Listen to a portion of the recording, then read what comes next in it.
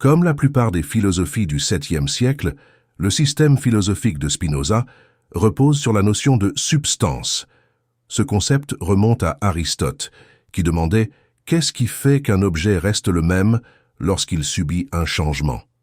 La cire, par exemple, peut fondre et changer de forme, de taille, de couleur, d'odeur et de texture, tout en restant cire, ce qui soulève la question « À quoi faisons-nous référence lorsque nous parlons de la cire ?»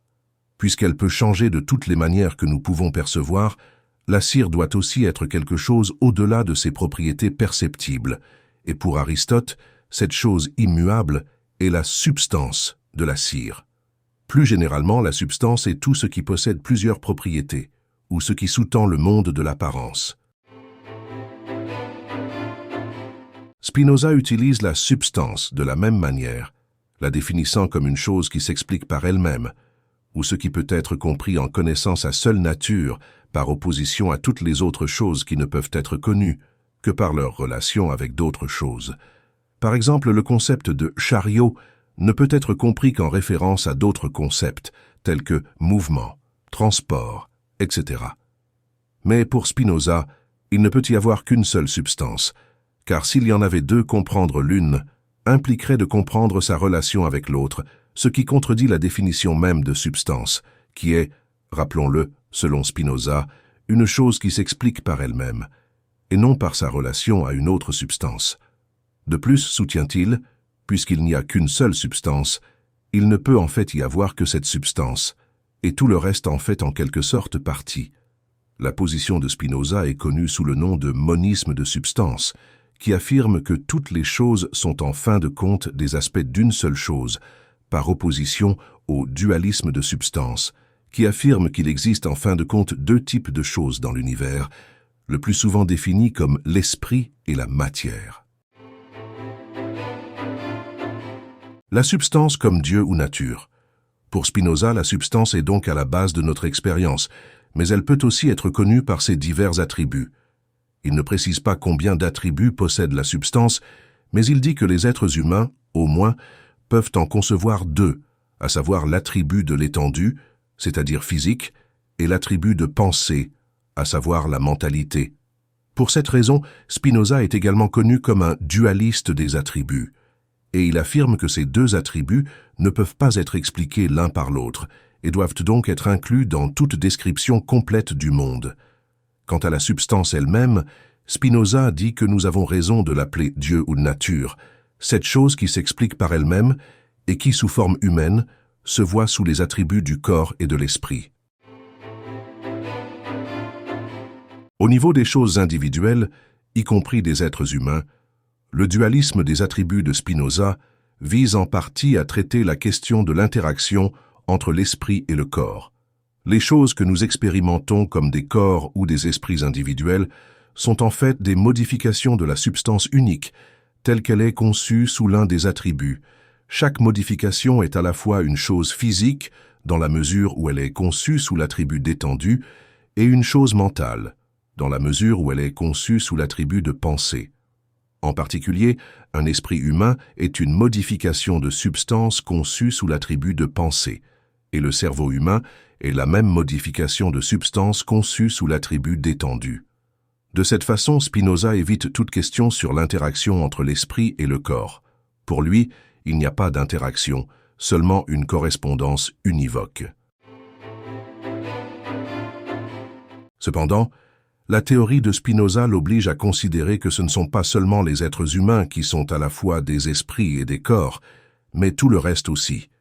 Les tables, les rochers, les arbres, tous ces éléments sont des modifications de la substance unique sous les attributs de la pensée et de l'étendue.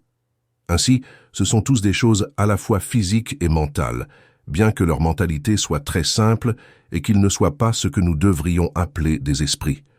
Cet aspect de la théorie de Spinoza est difficile à accepter ou à comprendre pour beaucoup de gens.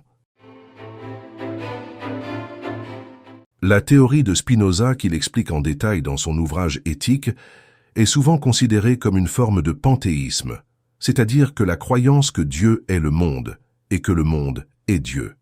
Le panthéisme est souvent critiqué par les théistes, à savoir les personnes qui croient en Dieu, qui soutiennent qu'il n'est guère plus qu'un athéisme sous un autre nom. Cependant, la théorie de Spinoza est en fait beaucoup plus proche du panenthéisme, l'idée que le monde est Dieu mais que Dieu est plus que le monde, car dans le système de Spinoza, le monde n'est pas une masse de matière matérielle et mentale, plutôt le monde des choses matérielles est une forme de Dieu telle que conçue sous l'attribut d'extension, et le monde des choses mentales est cette même forme de Dieu telle que conçue sous l'attribut de pensée. Par conséquent, la substance unique où Dieu est plus que le monde, mais le monde lui-même est entièrement substance ou Dieu. Cependant, le Dieu de Spinoza est clairement différent du Dieu de la théologie judéo-chrétienne standard. Non seulement ce n'est pas une personne, mais on ne peut pas la considérer comme le créateur du monde, au sens où l'entend le livre de la Genèse. Le Dieu de Spinoza, en effet, n'existe pas seul avant la création. Mais alors, que peut donc vouloir dire Spinoza lorsqu'il affirme que Dieu est la cause de tout? La substance unique est Dieu ou la nature. Donc même si Dieu est plus que ces modifications de substance qui composent notre monde, comment la relation entre Dieu et la nature peut-elle être causale? En d'autres termes, comment dire que Dieu est la cause de tout? Tout d'abord, nous devons noter que Spinoza, comme la plupart des philosophes avant lui, utilise le mot « cause » dans un sens beaucoup plus riche que celui que nous avons maintenant. Un sens qui trouve son origine dans la définition d'Aristote des 4 types de causes. Pour mieux comprendre, il faut utiliser la statue comme exemple. Ainsi, une statue a une cause formelle, c'est-à-dire une forme, soit la relation qu'ont entre elles les parties d'une chose.